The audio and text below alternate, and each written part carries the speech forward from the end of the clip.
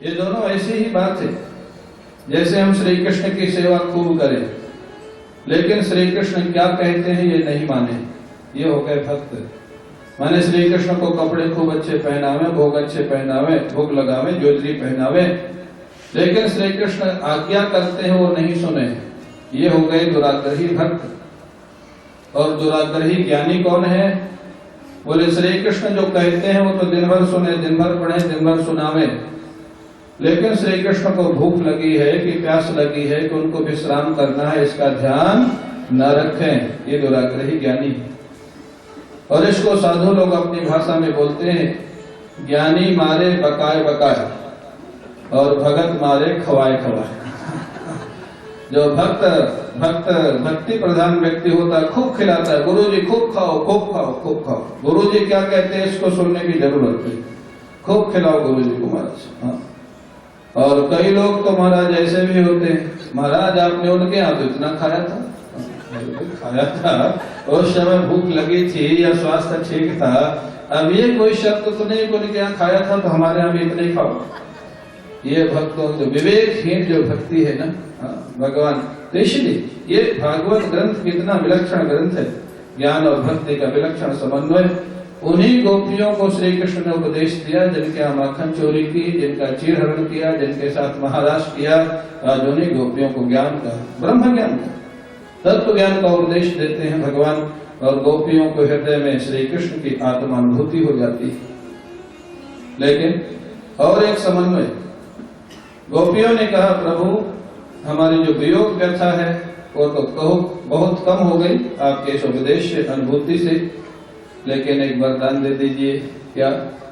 जब तक ये शरीर है, जब तक इंद्रियां हैं, जब तक बुद्धि मन काम कर रहा है, जब तक हम होश हवास में हैं, तब तक हमारे हृदय में, हृदय के अंतरतम में आपके श्री चरण प्रकट रूप से विराजमान रहें और हमको हमेशा दर्शन देते रहें, जिससे आपका वियोग हमको नहीं सताएगा, हमेशा दर्शन देते रहे। ये वरदान मांगा, अविद्या निवृत्ति के बाद ये वरदान मांगा।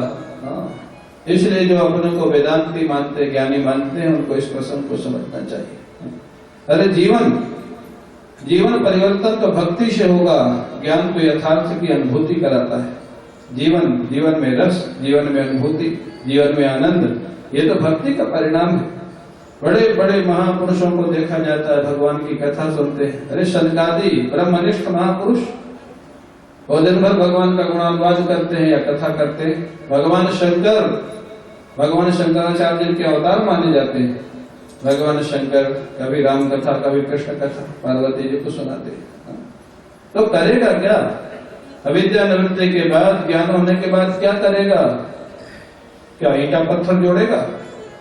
क्या करेगा? अगर वो प्रवृत्ति में लग गया तो उसके ब्रह्मनिष्ठा का अर्थ क्या है? मैं सुनाता हूं ना, एक बार पूज्य बाबा से किसी ने पूछा, कई बार ज्ञान होने का भ्रम हो जाता है, ज्ञान होने का भ्रम हो जाता है। पूज्य बाबा से किसी ने एक बार पूछा, महाराज ब्रह्म ज्ञान तो हो गया, अब क्या करूं? अब क्या करूं ये प्रश्न ही सिद्ध करता है कि ज्ञान हुआ ही नहीं। ज्ञान होने के बाद ये प्रश्न खड़ा नहीं, और ज्ञान करते तो भोक्तृत्व तो खत्म हो गया, वहां प्रश्न कैसा क्या करूं? बाबा समझ गया ज्ञान तो हुआ नहीं, ज्ञान होने का भ्रम हो गया। बाबा ने कहा बेटा विवाह कर ले और क्या करेगा, और कुछ काम तो बचा, ज्ञान तो हो ही गया, ब्रह्म ज्ञान तो हो ही गया। तो कभी कभी ज्ञान होने का भ्रम हो जाता है। और महाराज जीवन क्या है?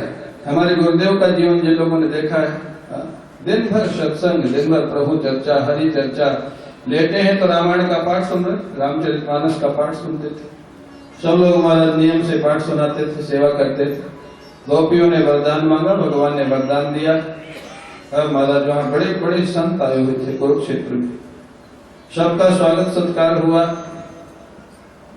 महात्मा लोगों का बड़ा स्वागत सत्कार किया भगवान ने, श्री कृष्ण बलराम ने, देवकी वसुदेव ने। वसुदेव जी ने महात्माओं से पूछा, इस समय की जो कथा है ना, जीवन की कथा है, हमारे आपके जीवन के जो प्रश्न है साधना संबंधी, उनको उठा करके उसका जवाब दिया गया है। तो इस समय की कथा थोड़ा ध्यान से सुनिएगा, क्योंकि वो आपके जीवन में काम आएगी। नोटबुक लियो तो नोट करते जाना, और याद रखने की शक्ति अच्छी हो तो याद रख लेना। आजकल तो फोन में भी नोट लिखे जा सकते हैं, ऐसा मैंने सुना है। तो आप लोग फोन तो कोई छोड़ते नहीं है ना, सब फोन लिए होंगे हैं जितने बैठे। मैं तो कभी कभी कहता हूं कि फोन ने तो बांसुरी का स्थान ले लिया। श्री कृष्ण जैसे सब कुछ छोड़ देते थे लेकिन बांसुरी कभी नहीं छोड़ते थे, ऐसे आज का व्यक्ति सब कुछ छोड़ सकता है लेकिन मोबाइल छोड़ता है। हाँ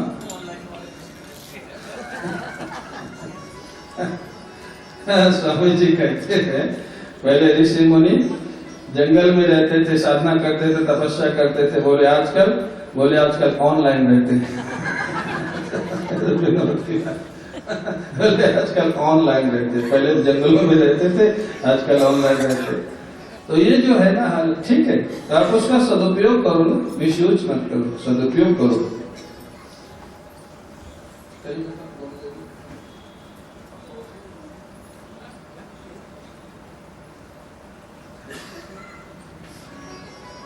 श्री रामकृष्ण मिशन दिल्ली के अध्यक्ष परम श्रद्धेय स्वामी श्री शांतात्मानंद जी महाराज, जो बहुत अच्छे विद्वान इंग्लिश और हिंदी संस्कृत के, दिल्ली यूनिवर्सिटी में जिनका लेक्चर होता है प्रायः, आज खेतान जी की प्रार्थना से और हम लोगों के प्रेम से स्वामी जी का बड़ा स्नेह हमारे प्रति, आज वो भी पधारे। सब लोग तालियों के साथ उनका अभिनंदन करेंगे। तो महाराज वसुदेव जी ने पूछा महात्माओं से, बड़ा सुंदर प्रश्न पूछा। नमो वः सर्वदेवेभ्यः ऋषयः श्रोतुमर्हत कर्मणा कर्म निर्हारो यथा श्यान्नस्तु दक्षताम्। हे महात्माओं, आप ऐसा कोई उपाय बताओ कि कर्म करते हुए कर्म बंधन से छुटकारा हो जाए, शुभ और अशुभ कर्म दोनों के बंधन से छुटकारा मिल जाए, ऐसा कौन सा उपाय है? महात्मा लोग वसुदेव जी की तरफ देखने लग गए। क्यों देख रहे? नारद जी भी थे वहीं। नारद जी ने पूछा क्या देख रहे हो? बोले देख रहे हैं कि जिनके घर में भगवान इतने वर्ष से रह रहे हैं, उनके बेटे बनके, वो हमसे पूछ रहे हैं कि कर्म बंधन से छुटकारा कैसे हो। वसुदेव जी पूछ रहे, भगवान कृष्ण के पिता। नारद जी बोले कि श्री कृष्ण को भगवान मानेंगे तब ना काम होगा, वो तो भगवान मानते नहीं, जानते नहीं, वो तो उनको बेटा मानते। आपका बेटा कितना भी बड़ा विद्वान हो जाए, लेकिन माता पिता को उसके जल्दी भरोसा, वो कुछ समझाएगा भी तो बोले बैठ बैठ बैठ, इतना हम पढ़ेंगे जितना तू पढ़ा, मानते नहीं। तो बेटे की शक्ति पर भरोसा जल्दी नहीं होता, और माताओं को तो बिल्कुल नहीं होता। कितना भी योग्य बेटा हो, विदेश जा रहा हो, किसी दूसरे शहर सिटी में जा रहा हो, माता जी बोल के ही भेजेंगे, ऐसे खाना, ऐसे रहना, ऐसे करना, जबकि वो बच्चे को सब पता है कैसे करना है, लेकिन माता का हृदय वात्सल्य होता है। महाराज तो उन्होंने कहा कि भगवान कृष्ण के बेटे तो हैं, लेकिन वो भगवान के रूप में नहीं मानते, उनको जानते ही नहीं, तो इनका समाधान कैसे होगा? महात्मा लोगों को बड़ा आश्चर्य हुआ, ऐसे कैसे भगवान इतने साल से हम नहीं मानते हैं।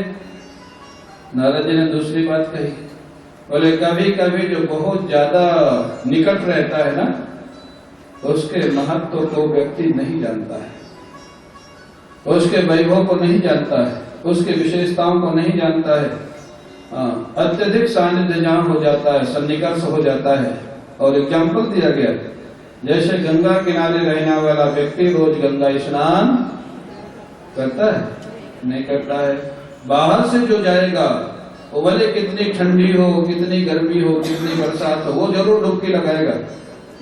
लेकिन जो गंगा किनारे रहता है, क्यों? वो जानता है कभी भी लगा लूंगा, और कभी कभी भी महीनों निकल जाते हैं, कभी भी लगा लूंगा। हम रहते ना जबलपुर नर्मदा किनारे, जरूर कुछ लोग ऐसे हैं जबलपुर में जो रोज नर्मदा स्नान करते हैं, लेकिन बहुत लोग ऐसे हैं जो साल में वहां के रहने वाले शायद 1-2 बार स्नान करते हो। कभी भी कर लेंगे, नर्मदा जी है ना, कभी भी कर लेंगे। अत्यधिक सानिध्य का एक महाराज दुष्परिणाम भी होता है। तो बोले इसलिए इनको नहीं पता कि भगवान है। महात्माओं ने उनका पहले प्रश्न का जवाब दिया, कर्म करते हुए कर्म बंधन से छुटकारा कैसे मिले। महात्माओं ने कहा कर्म का संबंध भगवान से अगर जुड़ जाए तो वो कर्म तुमको बंधन से छुटकारा देने वाला हो जाएगा। भगवान से जुड़ जाएगा अर्थ क्या है महाराज? भगवान की प्रसन्नता के लिए कर्म, भगवत प्रीत्यर्थ। पता कैसे लगे? बोले कोई भी काम करने के पहले विचार कर लो, ये काम श्री कृष्ण को अच्छा लगेगा या अच्छा नहीं लगेगा। इतना जितने लोग बैठे हैं सब जानते हैं, ये बताने की जरूरत नहीं। सब जानते हैं कि कौन सा काम भगवान को अच्छा लगता है और कौन सा अच्छा, क्यों जानते हैं कि नहीं? माना तो बोलो, जानते हैं ना। भजन करना, पूजन करना, दूसरों की सहायता करना, दान देना, ये सब भगवान को अच्छा लगता है। किसी को दुखी करना, किसी की संपत्ति हड़प लेना, किसी को परेशान करना, ये अच्छा नहीं लगता। इतना सब जानते हैं कि नहीं? बोले एक ही नियम ले लो, कर्म का संबंध भगवान की दृष्टि से करो, कर्म को भगवान से जोड़ दो, भगवान की खुशी के लिए करो। जो भी करो एक बार विचार कर लो, भगवान को अच्छा लगेगा या नहीं लगेगा, भगवान से जुड़ जाएगा। महाराज इतना भी नहीं होता तो क्या करें? तो बोले महाराज जो भी करो अंत में श्री कृष्णार्पण मस्तु बोल दो, श्री कृष्णार्पण मस्तु कह दो। जो भी करते हो ठीक है, नहीं होता है तो यही कर दो, इतना नियम तो ले लो। बोले इससे क्या होगा?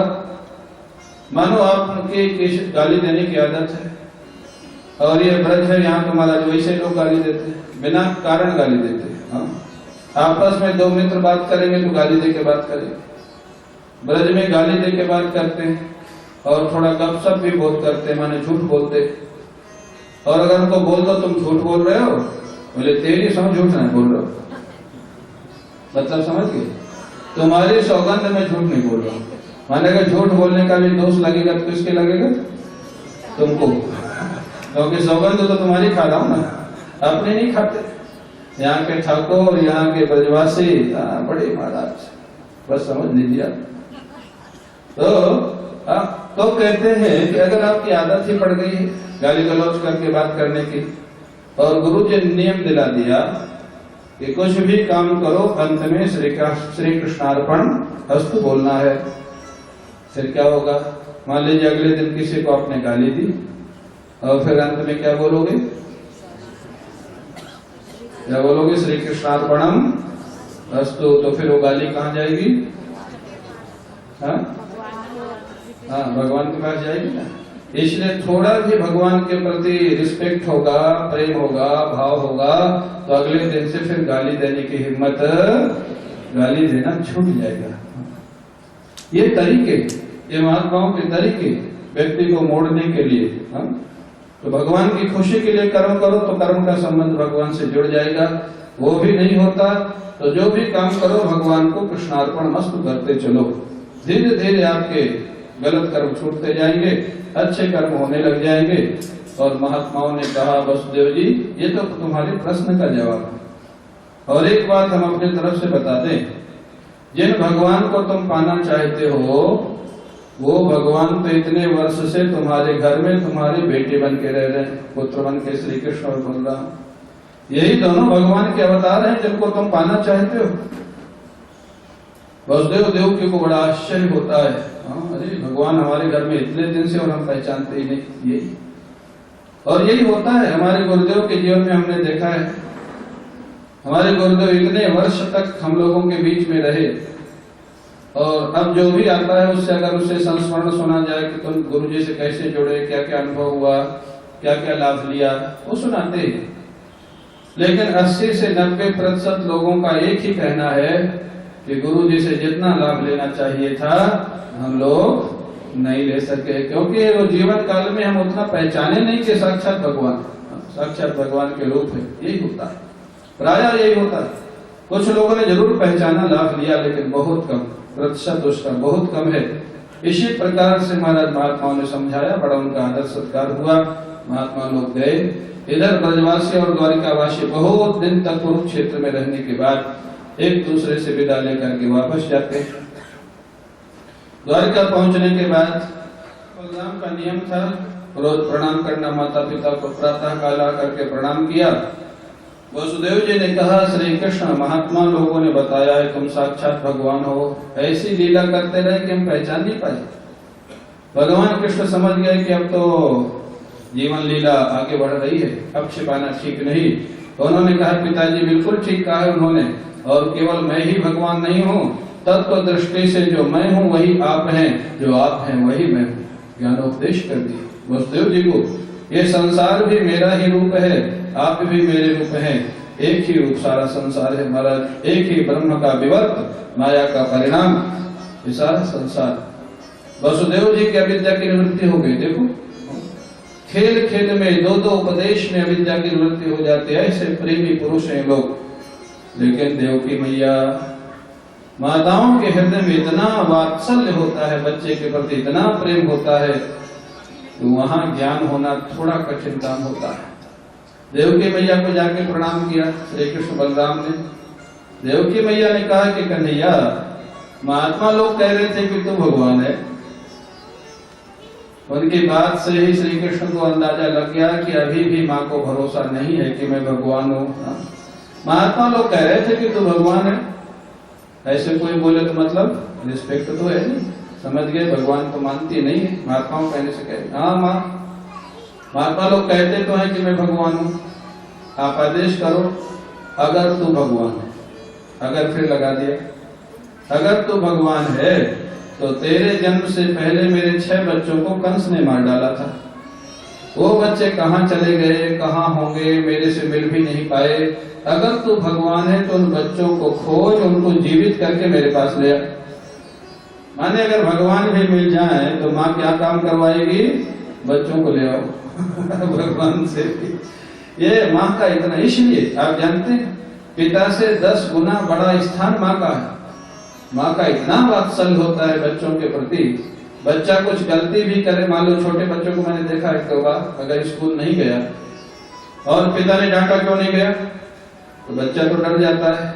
माँ झूठा कारण दे देती, आज इसके सिर में दर्द था, मैंने मना किया था, नहीं गया। अब सिर का दर्द कोई एक सर में तो आता नहीं, सिर में दर्द था कि नहीं था, या माँ ने बना दिया। ये माँ का जो हृदय होता है ना, इसलिए शास्त्र ने माँ को पिता से बहुत बड़ा स्थान दिया है, 10 गुना बड़ा बताया है। और रामचरितमानस में भी आया है, जब भगवान श्री राम कौशल्या के पास गए वनवास का संदेश लेके, कौशल्या माँ ने कहा अगर केवल पिता का आदेश है महाराज दशरथ का तो मैं माँ हूँ, मेरा स्थान बड़ा है, मैं तुमको मना करती हूँ, वनवास जाने की कोई जरूरत नहीं। ये कौशल्या जी ने कहा।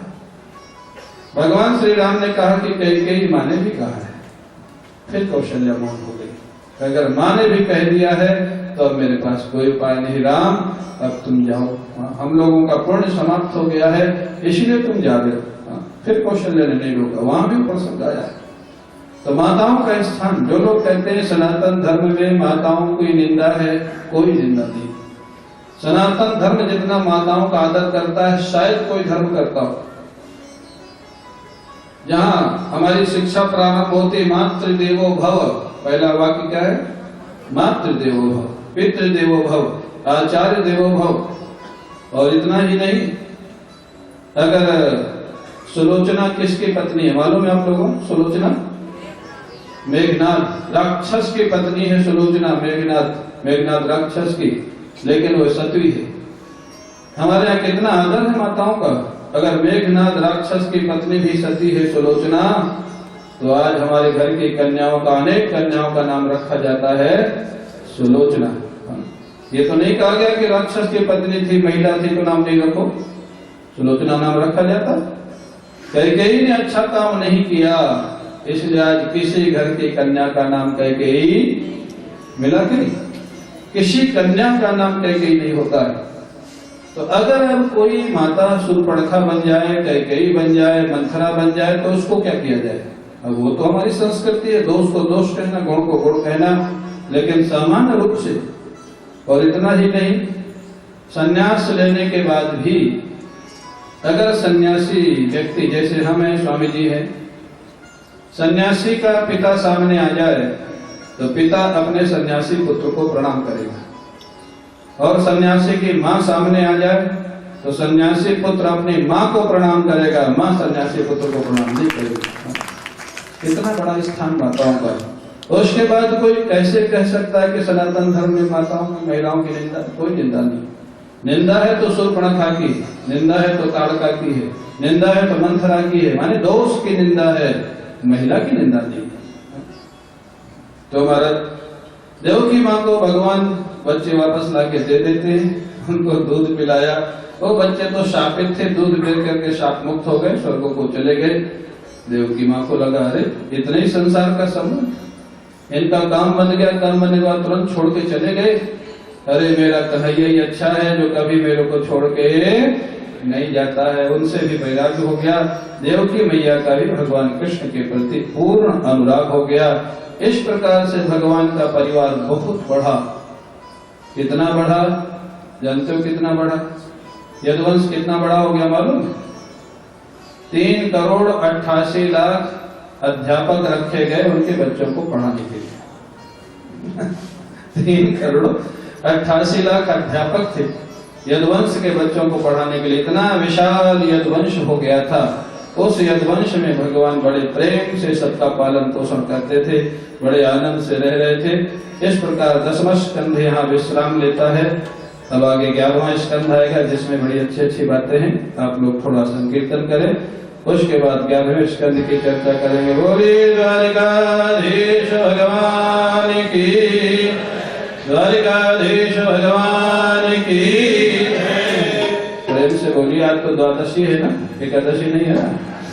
बोलिए द्वारिकाधीश भगवान की जय जय श्री राम। निशानेबाज ने, शिकारी ने नुकीला टुकड़ा, बड़ा नुकीला था, उसको अपने बाण में लगा लिया। यदुवंश के विनाश की लीला तो बन गई। इतना भी प्रयास करो, भगवान का संकल्प था, महाराज वो नहीं था। वसुदेव जी को इस घटना का पता लगा तो बड़े विचलित हो गए। उन्होंने नारद जी से कहा क्या कोई ऐसा उपाय है जिससे भगवान का हमेशा अनुभव होता रहे, भगवान का वियोग ना हो? नारद जी ने कहा हाँ, यही प्रश्न एक बार विदेहराज निमि से, विदेहराज निमि ने नव योगेश्वरों से पूछा था। और नव योगेश्वरों में कवि नाम के योगेश्वर ने इसका जवाब दिया था। उपाय क्या है? बोले भागवत धर्म। भागवत धर्म क्या है वो बताते हैं। एवं भगवता प्रोक्ता उपाया आत्मलब्धये अंजः पुंसाम अविदुषाम विद्धि भगवता निहिता। भगवान ने अपने पाने का जो सरलतम रास्ता बताया है, सरल से सरल, जिसमें कोई प्रयास नहीं करना पड़ता, आपका कर्म ही भागवत धर्म बन जाए, उसका नाम है भागवत धर्म। जो कोई भी कर सकता है, विद्वान भी, बिना पढ़ा लिखा भी। कैसे? उसको एग्जाम्पल के रूप में ऐसे समझे जैसे आपको कुछ नहीं आता है, आप झाड़ू लगाने का काम करते हैं। इससे छोटा व्यक्ति तो हो नहीं सकता। मान लीजिए आप आश्रम में झाड़ू लगाने का काम करते हैं, तो झाड़ू लगाने के बदले आप वेतन मत लीजिए, वेतन पैसा मत लीजिए, प्रतिष्ठा मत लीजिए। झाड़ू लगाने के बदले नृत्य गोपाल भगवान से प्रार्थना करिए कि हमारे जीवन में भगवान की भक्ति आ जाए। तो उस व्यक्ति का झाड़ू लगाना भी साधना बन जाएगा, भागवत धर्म बन जाएगा, और वही भक्ति उसको भगवान के रास्ते में आगे ले जाएगा। ये सरल से सरल उपाय, इससे सरल क्या होगा? झाड़ू लगाना भी भक्ति बन सकता है अगर उसके बदले कुछ न ले, केवल भगवान की प्रसन्नता के लिए करे। इससे सरल क्या होगा? इसमें विधि की कोई आवश्यकता नहीं। ये भाव प्रधान है, भागवत धर्म भाव प्रधान, वैदिक धर्म विधि प्रधान। वैदिक धर्म में मंत्र गलत हो जाए, सामग्री गलत हो जाए, यजमान अपवित्र हो जाए, आचार्य अपवित्र हो जाए, तो अनुष्ठान उल्टा हो जाएगा। लेकिन भागवत धर्म में उल्टा सीधा सब चलेगा, केवल भाव ठीक रहेगा। उल्टा सीधा सब चलेगा।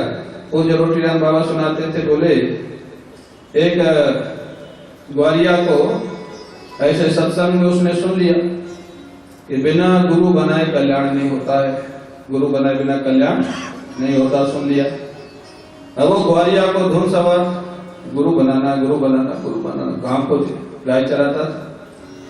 उस समय महात्मा लोग पैदल चलते थे, प्रायः पैदल चलते थे। अब आजकल तो पैदल चलने वाले बहुत कम हो गए। अब आजकल विमान में चलते हैं, विमान में हवा में चलते हैं महाराज, पहले जमीन में चलते थे। तो कहते हैं वो महात्मा निकले जंगल से, एक सिद्ध पुरुष कोई। अब ग्वालिया ने देखा गुरु जी आ गए, हमें खोज रहा था। अब वो पैर पकड़ लिया, गुरु जी मंत्र दे दो, मंत्र मंत्र बोले मंत्र दे दो मंत्र। मंत्र बोलना भी नहीं आता था उस ग्वालिया को, मंत्र दे दो। और हमारे गुरु जी तो मंत्र का भी अर्थ अच्छा निकाल देते थे। बोले मंत्र माने क्या? जिसके जपने से मन तर हो जाए, तर माने आनंदित हो जाए, उसका नाम मंत्र। वैसे मंत्र शब्द है, लेकिन वो बोलता था मंत्र। मंत्र दे दो गुरु जी महाराज। गुरु जी सोचे ग्वालिया है, मंत्र बोलना नहीं जानता, अब इसको कोई कठिन मंत्र दूंगा तो इससे होगा नहीं। उन्होंने भगवान का एक नाम बता दिया, अघमोचन। यही मंत्र है तेरा, इसका जप कर। अघ माने पाप, मोचन माने मुक्त करने वाले। अघमोचन। बड़ा प्रसन्न, गुरु जी को प्रणाम किया, आज मंत्र मिल गया, हाँ तो मंत्र जपूंगा। वो दिन भर जपता रहा, अघमोचन अघमोचन अघमोचन। शाम को घर गया, बड़ा प्रसन्न था। पत्नी से बोला आज मंत्र मिल गया, गुरु जी मिले थे। अब मैं स्नान करूंगा, तब तक तू जप ले, नहीं तो मैं भूल जाऊंगा। लिखना पढ़ना आता नहीं था, तब तक तू जप ले। माने उसने अपनी पत्नी को मंत्र उसने दे दिया। कितना सीधा सरल था। तब तक तू जप ले, मैं स्नान कर लूं। स्नान किया, भोजन किया, पत्नी भी भोजन परोसने में भूल गई, भोजन परोसने में लग गया, वो भी भूल गई। भोजन के बाद वो बोला मेरा मंत्र वापस दे, जो मैंने तेरे को बताया था, बता क्या था। अब पत्नी घबराई, वो भी भूल गई थी। दोनों जानते नहीं थे, शब्द संस्कृत शब्द है, भले एक शब्द है अघमोचन। और पत्नी ने बहुत याद किया तो वो सोची घमोचन था।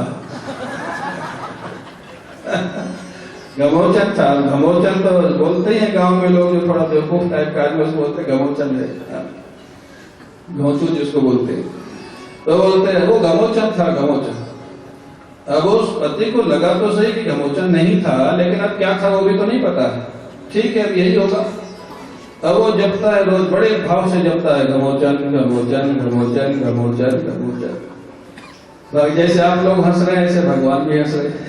विष्णु भगवान, अच्छा भगत मिला, अच्छा नया नाम जप रहा, रेयर नाम।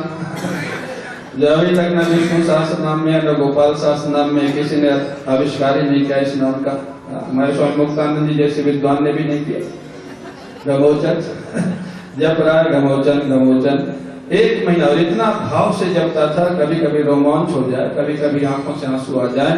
वो लगता था भगवान का मंत्र है, भगवान आएंगे एक दिन, बड़े भाव में रहता था। भगवान से नहीं रहा गया, इतना सीधा, इतना सरल, इतने भाव से जप रहा है। चले महाराज दर्शन देने के लिए। लक्ष्मी जी पूछी कहाँ जा रहे हैं? बोले एक मेरा बहुत दिव्य भक्त है, उसको दर्शन देने जा रहा हूं। दिव्य भक्त है तो मैं भी चलूंगी। भगवान ने कहा नहीं, तुम बाद में जाना, अभी मत जाओ, अभी मैं उससे मिल आता हूँ, बाद में तुमको। नहीं नहीं, मैं भी चलूंगी। ठीक है चलो। गई, दोनों पहुंचो, गाय चला रहा था, जप रहा था, घमोचन घमोचन घमोचन। भगवान ने कहा देखो वो है, मिलाओ, पहले तुम ही मिलाओ। लक्ष्मी जी गई, ऐसा कौन सा मंत्र जप रहा कि 1 महीने में भगवान दर्शन। गुरु जी को भी 6 महीने लगे थे, इसको 1 महीने में भगवान आ गए। ऐसा कौन सा विशेष मंत्र जप रहा, जरा सुनो जाके। ध्यान से सुना, घमोचन घमोचन घमोचन। लक्ष्मी जी ने भी नाम कभी नहीं सुना था, सुने कहां से था ये। लक्ष्मी जी ने उससे जाके पूछा परीक्षा के लिए, तुम किसका नाम जप रहे हो भैया? वो बोलता नहीं था, एक बार पत्नी ने बुला दिया था, अब वो किसी से बात नहीं करता था। जब के बीच में जप रहा घमोचन, लक्ष्मी जी को जवाब ही नहीं दिया। लक्ष्मी जी बोली बताओ किसका नाम जप रहे हो? तो सोचा एक बार पत्नी ने बुला दिया, दोबारा पता नहीं कौन आ गई, ये बुला देगी। गुस्सा तो आया लेकिन बुला गई। तीसरी बार लक्ष्मी जी ने फिर पूछा बोलते नहीं हो किसका नाम जप रहे हो? तो उसको भी गुस्सा आ गया, तेरे कसम का जप रहा हूं क्या?